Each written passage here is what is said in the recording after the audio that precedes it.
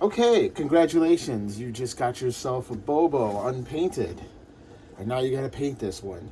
Um, Once again, with these sculpts, do try to give it a quick wash with some soapy water, because as I am handling these, as they're being printed, as you're handling these, you have oils on your fingers, and the oils will stick to this plastic, and then the paint won't adhere to it. So do that. Um, and these instructions are the same for, of course, both sizes of the Bobos, but I'm going to use the bigger one just so it's easier to see. So the first thing you're going to do is give it a quick wash over with a darker color. This is kind of like it's called cocoa brown. Um, and if you don't give it a little bit of difference in the fur color, it kind of looks like it's made out of chocolate. He's got a nice caramel center. So you want to take not a black, not a the kind of medium brown, but something more like a raw umber. And what you're gonna do is just gonna put a little bit on your palette, get it nice and watery. We're looking for kind of like a mud puddle here.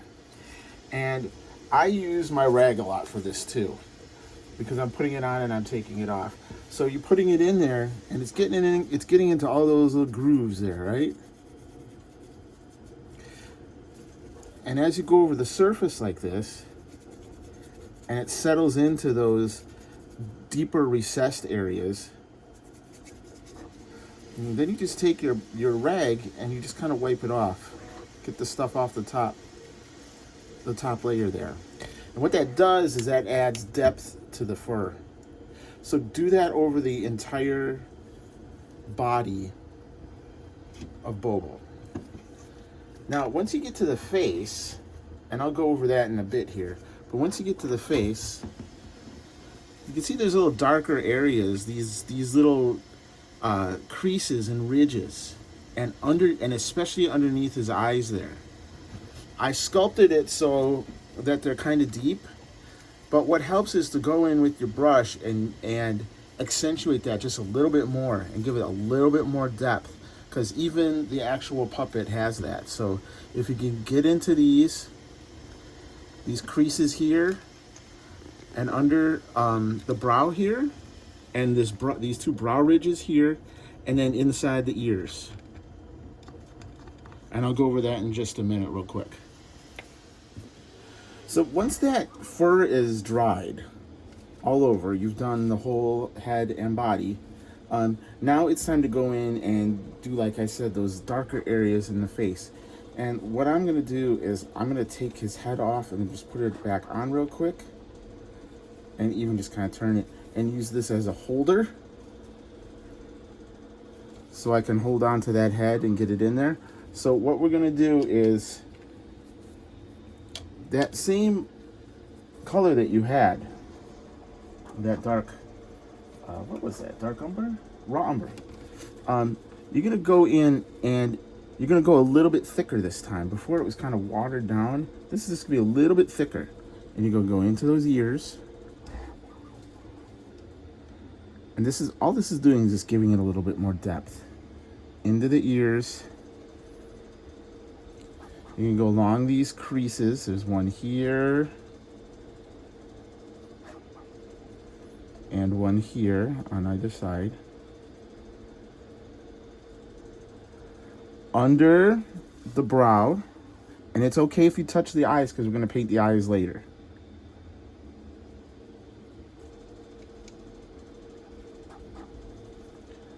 We're going to go along this little brow line. And there's one above it.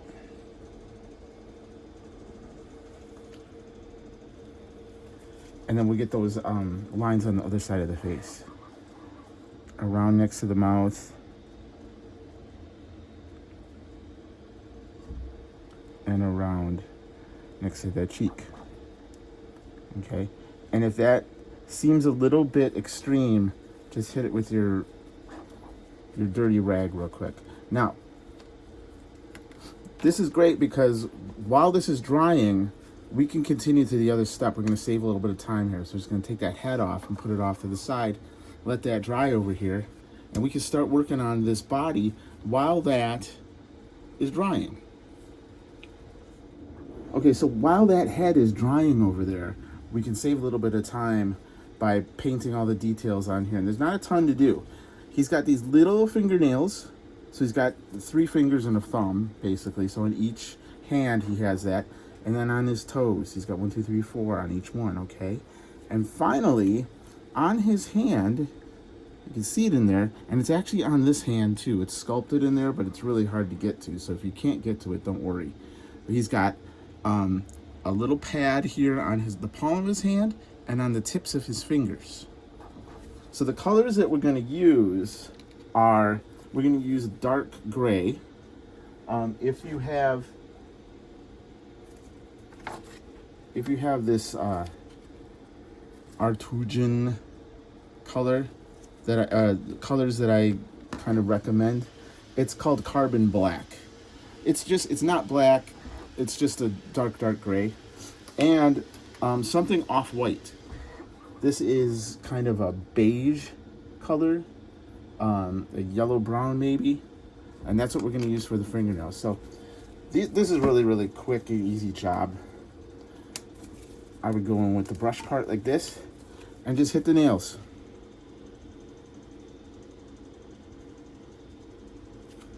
Get the tops and get the underneath parts. And get all of those nails.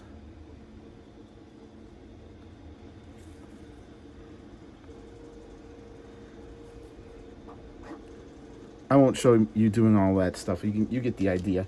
And then with this, you go around and do all those nails, and then go in with this brush pen and get those pads. And these pads are just little circles. You don't have to be exact because remember, he's furry, so it's not like you're painting a robot or something that requires absolute precision.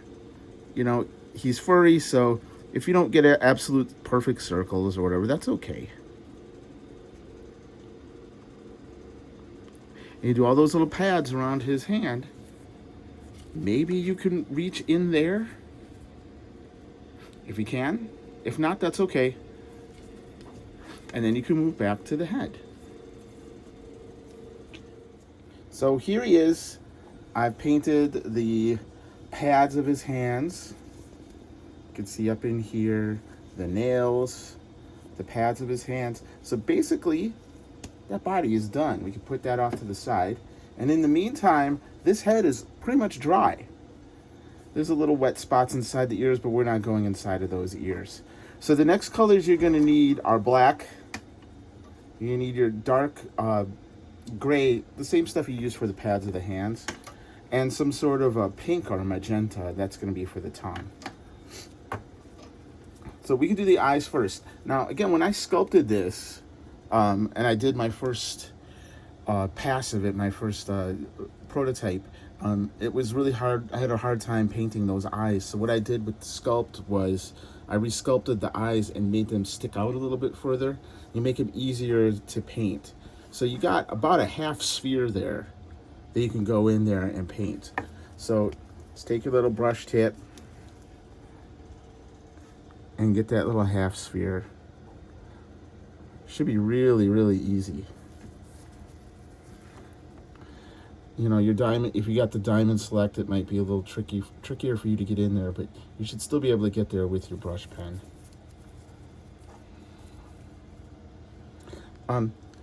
Remember with these acrylics, that as long as it's still wet, it's kind of forgiving. If you make a little mistake and you get a little black on that brown, you didn't mean to, you can just grab, have your little rag handy or a paper towel or something, and you can wipe it off real quick, even if you have to get it a little bit wet, and it'll come right off. So that's it for the eyes. It's pretty easy. Now, the nose, what I do is I take that black and I go inside the nostril, and just to give it some depth, But the entire nose, I do not make black. Just inside the nostril, like that. The rest of the nose, I do with that dark gray. And what that does is it makes it look like it's actually made out of fabric, or less like it's made out of plastic, or less like it's mass produced. It's just enough contrast there.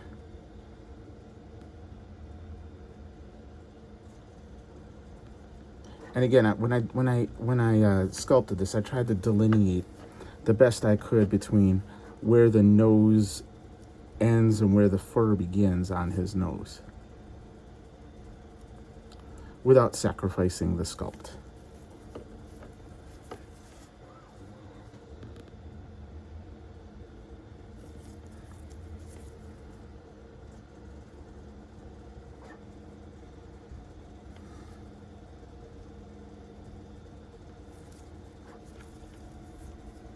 Bam. Now, the next thing would be the tongue. We're going to do the tongue and the teeth. Because his mouth isn't open super far, you're just going to have to get as far into that tongue as you can. You won't be able to get all the way in, but you won't be able to see all of that with your naked eye anyways. So, and we're going to do the tongue first because the teeth are on top. If you did those teeth first and then did the tongue, you'd be going back and fixing the teeth and then going back and fixing the tongue. So hopefully, if you just do that tongue first, you won't have to go back and fix anything. It'll be all set. This is really tricky, not getting it on the upper lip or anywhere like that. But if you have these really thin brush pens or a nice brush, nice thin brush, you should be all right. So we got the eyes, we got the nose, we got the tongue. 2 more things and his head is done. We're gonna take our absolute white and we're just gonna do those teeth. This is another thing that I learned with the prototype.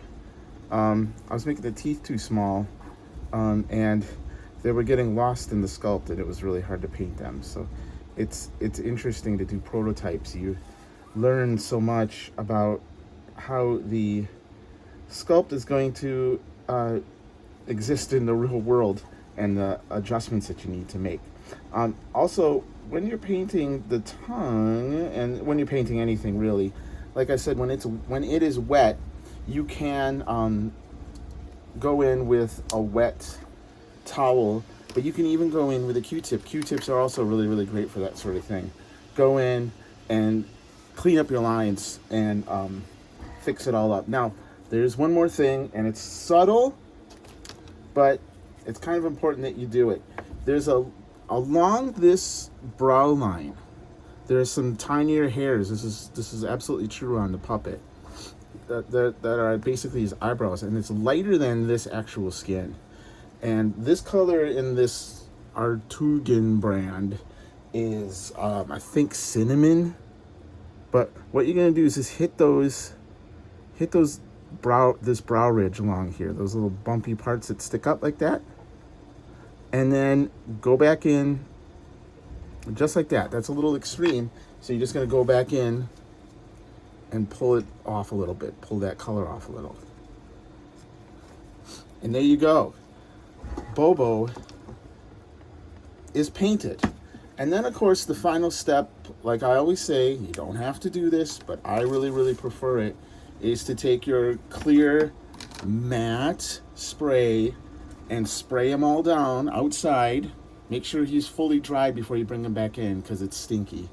And that will tone down that shininess and make him softer and less of a shiny little toy and more like an actual fabric bear that we all love.